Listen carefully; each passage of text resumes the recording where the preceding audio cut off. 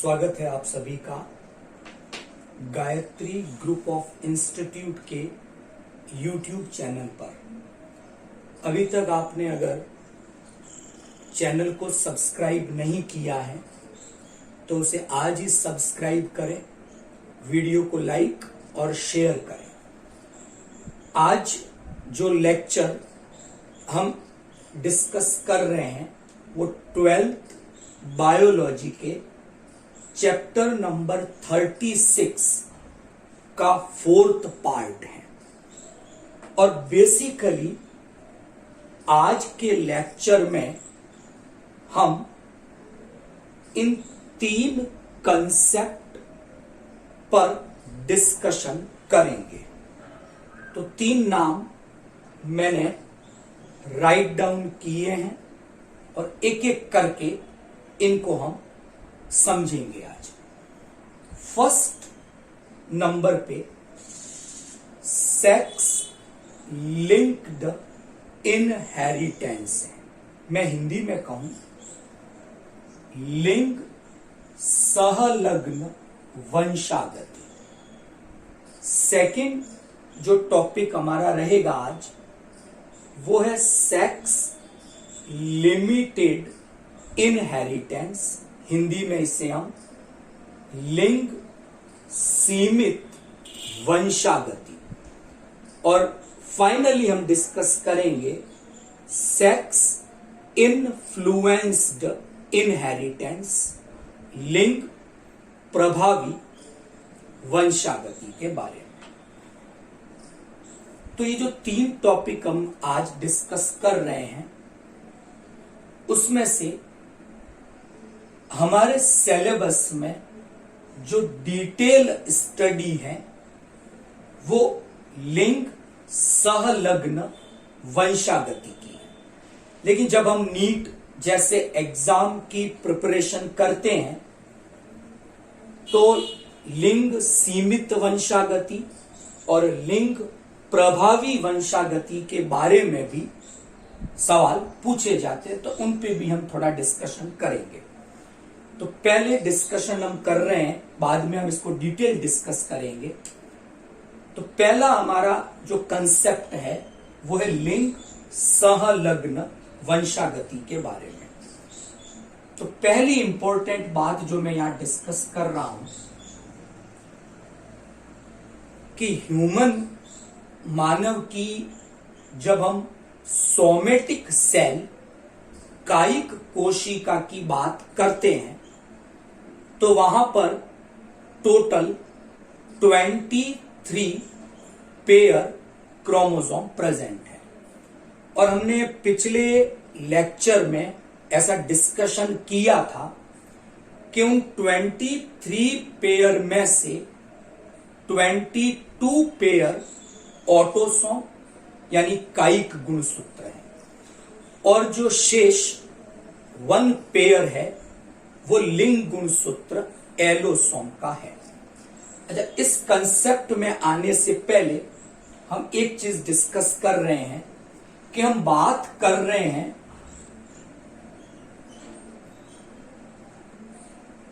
उन ट्रैट्स की, उन लक्षणों की,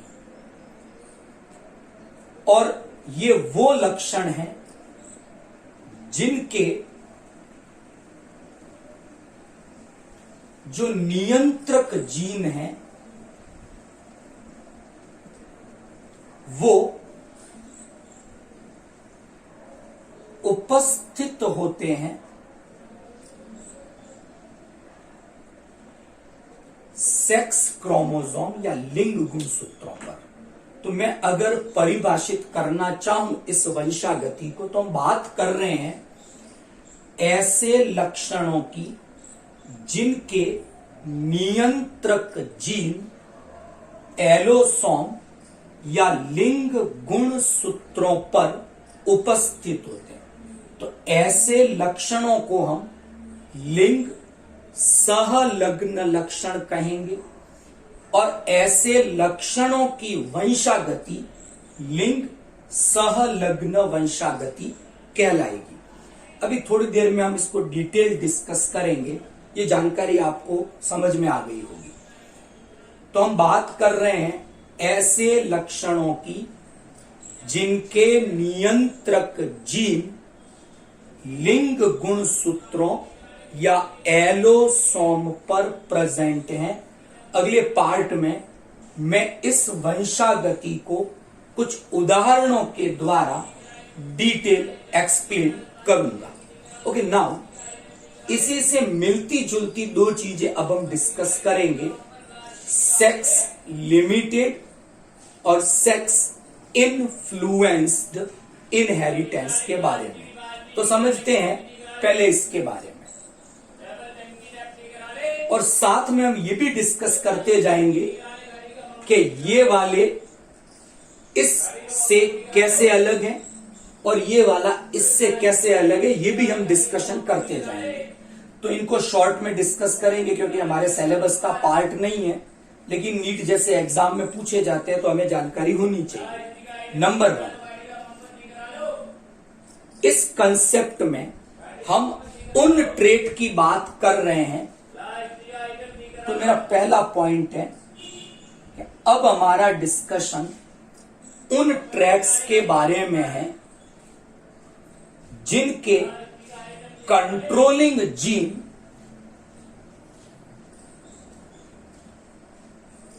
ऑटोसोम पर प्रेजेंट है, यानी कायिक गुणसूत्रों पर ही उपस्थित। तो पहला अंतर यहां से यहां पर दिखा मुझे कि यहां तो हमने उन ट्रेट की बात की थी जिनके कंट्रोलिंग जीन लिंग गुणसूत्रों पर थे। यहां हमने बात की है उन ट्रेट्स की जिनके कंट्रोलिंग जीन ऑटोसोम यानी कायिक गुणसूत्रों पर प्रेजेंट। एक चीज। नंबर 2, अब जब हम बात करते हैं तो सेक्स दो हैं, एक मेल एक फीमेल।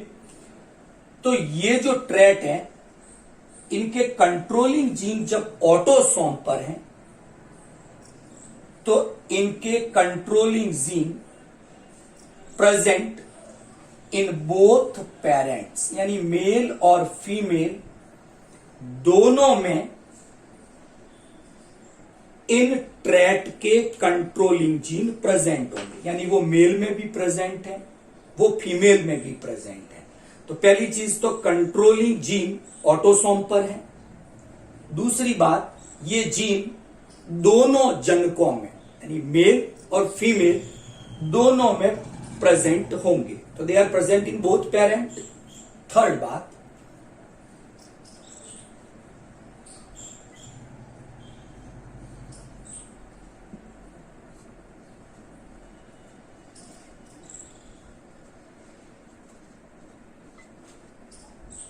क्या बात की तीसरी मैंने कि इनके कंट्रोलिंग जीन ऑटोसोम पर है, दोनों जनकों में ये प्रेजेंट है, लेकिन एक्सप्रेशन के जीन अपने आप को एक्सप्रेस करे वो केवल एक ही पेरेंट में, या तो मेल में ये जीन अपने आप को एक्सप्रेस करेंगे या फीमेल में एक्सप्रेस करेंगे।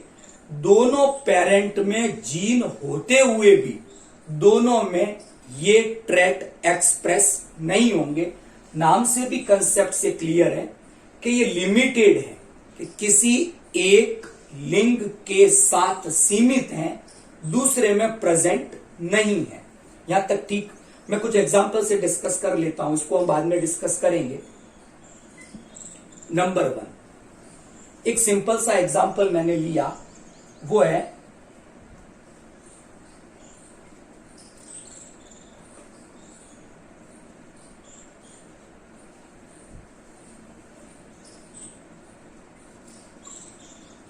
मिल्क प्रोडक्शन की बात करें तो जो मिल्क का प्रोडक्शन है वो केवल फीमेल करती है, मेल नहीं करता है। तो यहां पर मिल्क प्रोडक्शन या सीक्रीशन, ये जो ट्रेट है वो लिमिटेड है केवल फीमेल में, यानी ट्रेट का जीन ऑटोसोम पर है। जीन जो है वो दोनों में है, मेल में भी वो जीन प्रेजेंट है, फीमेल में भी वो जीन प्रेजेंट है, लेकिन उस जीन का एक्सप्रेशन केवल फीमेल में है, मेल में वो जीन एक्सप्रेस नहीं होता है। तो जो मिल्क प्रोडक्शन है वो एग्जाम्पल है सेक्स लिमिटेड इनहेरिटेंस ट्रैट का। तो ये एक लिंग सीमित लक्षण का उदाहरण हो गया। यहां तक ठीक। अब अगले पार्ट में हम लास्ट डिस्कस करेंगे सेक्स इन्फ्लुएंस्ड ट्रैट के बारे में, लिंग प्रभावी वंशागति की बात करें। तो क्या डिस्कस कर रहे हैं यहां पर भी कुछ प्रॉपर्टी हम डिस्कस करेंगे। नंबर 1, जैसा यहां था सेक्स लिमिटेड में कि जो ट्रैट्स हैं उनके कंट्रोलिंग जीन जो है वो ऑटोसोम पर, तो इनमें भी इन्हीं के समान कंट्रोलिंग जीन ऑटोसोम यानी कायिक गुणसूत्रों पर प्रेजेंट है। नंबर 2, इनके भी जो जीन है they are present in both parent, यानी जो जीन होंगे वो मेल में भी होंगे फीमेल में भी होंगे। Third part, express in both parent. अच्छा, उसमें तो हमने डिस्कस किया था सेक्स लिमिटेड में कि केवल एक ही पेरेंट में एक्सप्रेस होते हैं, दूसरे में नहीं होते, लेकिन यहां पर ये दोनों पेरेंट में एक्सप्रेस होते हैं। तो यहां से यहां तक एक चेंज तो ये आया कि ये केवल एक ही पेरेंट में एक्सप्रेस होते हैं, ये बोथ पेरेंट में एक्सप्रेस होंगे। और लास्ट फाइनल कि जो ये कंडीशन है इसमें क्या होगा कि जो एक्सप्रेशन की फ्रीक्वेंसी की बात करते हैं तो they are more common in one parent comparison to other, कि दोनों में एक्सप्रेस तो हो रहे हैं लेकिन एक में एक्सप्रेशन की फ्रीक्वेंसी ज्यादा है, दूसरे में एक्सप्रेशन की फ्रीक्वेंसी कम है। तो चौथी बात हम यहां ये लिख सकते हैं कि एक्सप्रेशन की जो फ्रीक्वेंसी है वो डिफरेंट है इन बोथ पेरेंट। यहां तक ठीक। एग्जाम्पल देखते हैं इसका। एक एग्जाम्पल है पैटर्न बाल्डनेस, कि आपने देखा होगा यहां से एक स्पेसिफिक पैटर्न में गंजापन आता है, और ये जो ट्रैट है वो एग्जाम्पल है, ये लक्षण उदाहरण है लिंग प्रभावी वंशागति का। मेल में भी है फीमेल में भी है, लेकिन मेल में समयुग्मजी और विषम युग्मजी दोनों ही अवस्थाओं में ये जीन अपने आप को प्रकट करेंगे, लेकिन फीमेल में मादा के अंदर, महिला के अंदर ये जीन केवल समयुग्मजी प्रभावी अवस्था में ही प्रकट होंगे, विषम युग्मजी अवस्था में प्रकट नहीं होंगे। तो एक पेरेंट में यानी एक सेक्स के अंदर तो ये प्रभावी के रूप में वर्क कर रहे हैं, दूसरे में ये अप्रभावी के रूप में वर्क कर रहे हैं। तो ये तीसरा हमने डिस्कस किया सेक्स इन्फ्लुएंस्ड इनहेरिटेंस। मैंने एग्जांपल दिया आपको पैटर्न बाल्डनेस, एक विशेष प्रतिरूप में गंजापन, ये इसका एग्जांपल है जो मेल में कॉमन है फीमेल के कंपैरिजन में। इसी तरह रूमेटोइड आर्थराइटिस, ये डिजीज है तो दोनों में मेल और फीमेल में, लेकिन फीमेल में ज्यादा कॉमन है मेल के कंपैरिजन के अंदर। अब इस तरह की ये जो दो हमने बात की है सेक्स लिमिटेड, सेक्स इन्फ्लुएंस्ड, अब यहां एक चीज बात करने लायक है कि जो नियंत्रक जीन है, कंट्रोलिंग जीन है, वो तो ऑटोसोम पर है, लेकिन इनका जो एक्सप्रेशन है वो डिपेंड करता है सेक्स के ऊपर। हो सकता है कुछ हार्मोन इसको कंट्रोल कर रहे हो या कोई इंटरनल एनवायरमेंट इसको कंट्रोल कर रहा हो। यहां तक ठीक। अब हम डिस्कस करेंगे डिटेल में सेक्स लिंक्ड इनहेरिटेंस के बारे में।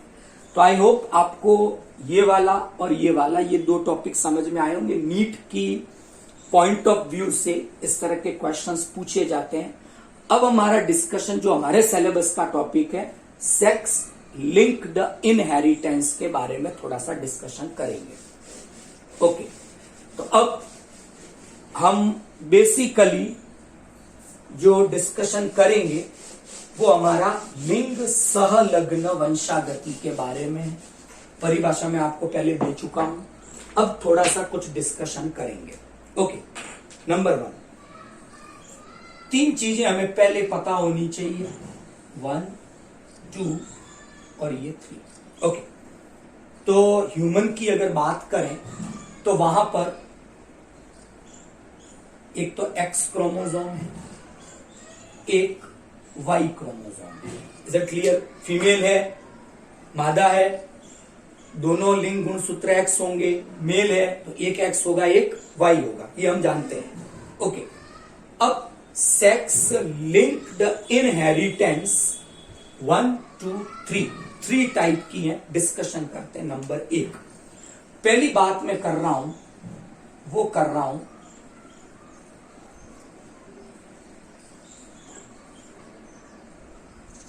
किसकी? फर्स्ट डिस्कशन मेरा एक्स लिंक्ड इनहेरिटेंस का है। देन मैं सेकंड डिस्कशन करूंगा, वो होगा मेरा वाई लिंक्ड इनहेरिटेंस, 2 हो गई। और थर्ड डिस्कशन में करूंगा, वो होगा मेरा X Y linked inheritance. Okay, clear? अच्छा, मैंने ये कैटेगराइजेशन क्यों किया है, थोड़ा डिटेल पढ़ेंगे अभी इसके बारे में। बेसिकली हमारे सिलेबस में जो हमें डिस्कस करना है वो इसके बारे में करना है, एक्स लिंक्ड। ओके, नंबर 1 बात करता हूं मैं एक्स क्रोमोसोम की। क्लियर? तो एक्स क्रोमोसोम को मैंने 2 पार्ट में डिवाइड कर दिया, 2 भागों में बांटा कि एक तो एक्स क्रोमोसोम का वो पार्ट है जो होमोलोगस, एक्चुअल में क्या है कि क्रोमोसोम जोड़ी में है, एक जोड़ी के जो 2 गुणसूत्र है वो होमोलोगस समजात है, लेकिन एक्स गुणसूत्र का एक हिस्सा तो होमोलोगस है, दूसरा हिस्सा non homologous. Is that clear? तो पहली वाली इनहेरिटेंस उन जीन की है जो एक्स क्रोमोसोम के कौन से पार्ट पे प्रेजेंट है? नॉन होमोलोगस पार्ट पे प्रेजेंट है। तो पहली category x linked inheritance, x गुणसूत्र सहलग्न वंशागति, ये उन लक्षणों के लिए जिनके नियंत्रक जीन एक्स गुणसूत्र के नॉन होमोलॉगस भाग में प्रेजेंट होते हैं, उनके लिए है। Is that clear? नंबर 2, दूसरा है वाई लिंक्ड। सिंपली बात करेंगे वही सेम, ये वाई गुणसूत्र के नॉन होमोलॉगस पार्ट पर प्रेजेंट होंगे, उनके लिए है। तो इसका मतलब ये है कि ये जब नॉन होमोलॉगस है, इसका जो सेकंड एलील होगा वो कहीं प्रेजेंट नहीं होगा। अगर होमोलॉगस होता तो 2 विकल्प होते, सेम इसके लिए इसका भी कोई दूसरा विकल्प एक्स क्रोमोसोम पर प्रेजेंट नहीं होगा। अगर आपने अर्धसूत्री विभाजन पढ़ा है तो उसमें एक क्रिया होती है जीन विनिमय, उसमें हम पढ़ते हैं समजात गुणसूत्रों के नॉन सिस्टर क्रोमेटिड आदान प्रदान करते हैं। लेकिन ये तो मैंने बात ही की नॉन होमोलॉगस की, मतलब ये वो जीन है जिनमें जीन विनिमय क्रॉसिंग ओवर नहीं होगा, यानी ये कंप्लीटली लिंक्ड जीन है, पेरेंट टू ऑफ स्प्रिंग में आगे साथ साथ जाएगी। थर्ड मैंने बात की है एक्स वाई लिंक्ड, ये एक्चुअल में एक्स और वाई के होमोलॉगस पार्ट में प्रेजेंट है, मतलब ये कंप्लीटली लिंक्ड जीन नहीं है। तो अगर मैं थोड़ा सा निष्कर्ष रूप में कहूं तो मेरा टॉपिक है लिंग सहलग्न वंशागति। मैं उन लक्षणों की बात कर रहा हूं जिनके नियंत्रक जीन लिंग गुण सूत्रों पर पाए जाते हैं। तो ऐसे लक्षणों को हमने कहा लिंग सहलग्न लक्षण, और ऐसे लक्षणों की वंशागति को कहा लिंग सहलग्न वंशागति। और ये 3 प्रकार से हो सकती है। एक्स लिंक्ड इनहेरिटेंस, ये वो लक्षण है जिनके नियंत्रक जीन एक्स गुणसूत्र पर है, लेकिन एक्स गुणसूत्र में कहा, उसके नॉन होमोलोगस पार्ट पर। दूसरी है वाई लिंक्ड इनहेरिटेंस, ये वो लक्षण है जिनके नियंत्रक जीन वाई गुणसूत्र पर है, लेकिन वाई गुणसूत्र में भी कहा, उसके नॉन होमोलोगस पार्ट पर। और तीसरी वंशागति है एक्स वाई लिंक्ड, वो एक्स और वाई दोनों पर है, लेकिन उनके होमोलोगस समजात वाले भाग पर उपस्थित हैं। यहां तक ठीक? तो डिस्कशन करेंगे पहले वाले पे, डिटेल हमको इसी के बारे में पढ़नी है। ये है एक्स लिंक्ड इनहेरिटेंस, तो थोड़ा सा डिटेल पढ़ेंगे, यहां तक आपको समझ में आ गया होगा। तो पहली कैटेगरी से हम स्टार्ट करते हैं। Okay, number 1। अब हमारे पास है एक्स लिंक्ड इनहेरिटेंस। तो यहां बात यह है कि देखो, अगर मेल इंडिविजुअल है और दूसरा सेक्स होता है फीमेल इंडिविजुअल, एक मेल है एक फीमेल है। अगर मेल है तो उसमें तो एक ही एक्स गुणसूत्र है, लेकिन अगर फीमेल है तो उसमें स्थिति ये है। यहां तक ठीक? तो जो एक्स लिंक्ड इनहेरिटेंस है वो फिर 2 प्रकार की हो गई, 1 और 2। एक डोमिनेंट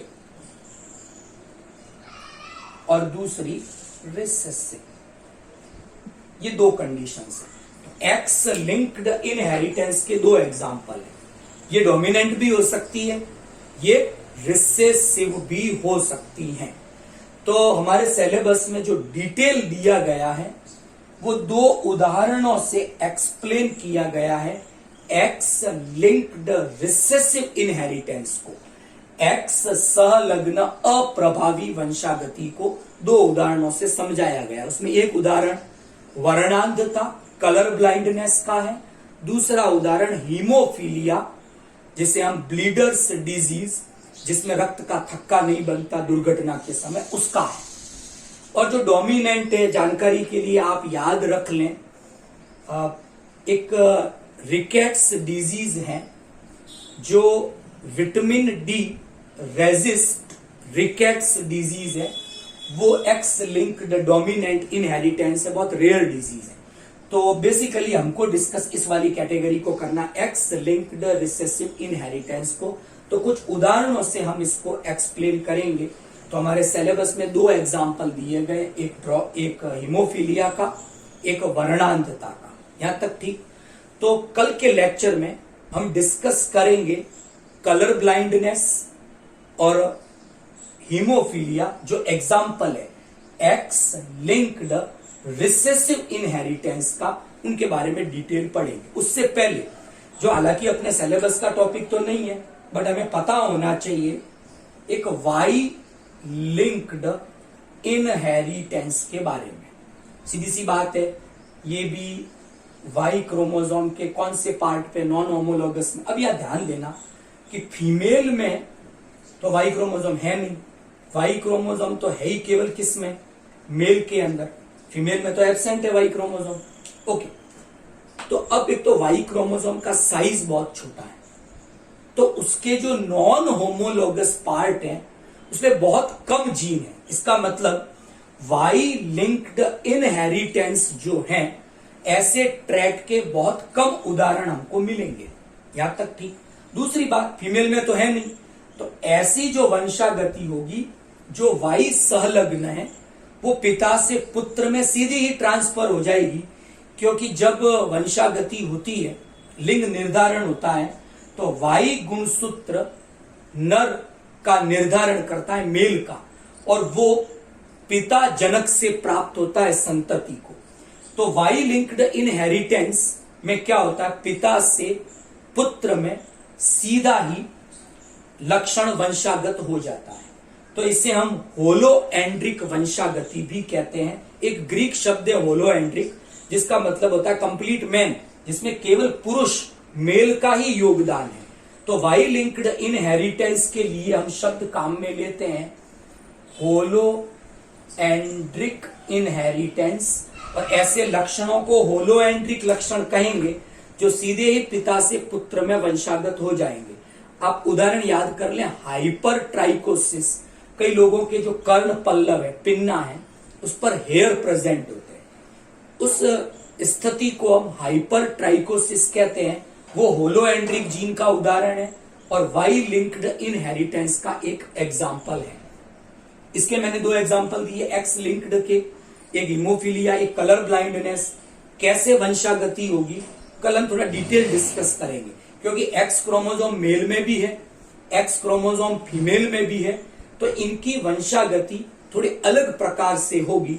तो कल हम उसके ऊपर डिटेल डिस्कशन करेंगे, हीमोफीलिया में क्या होगा, कलर ब्लाइंडनेस में क्या होगा। Thank you.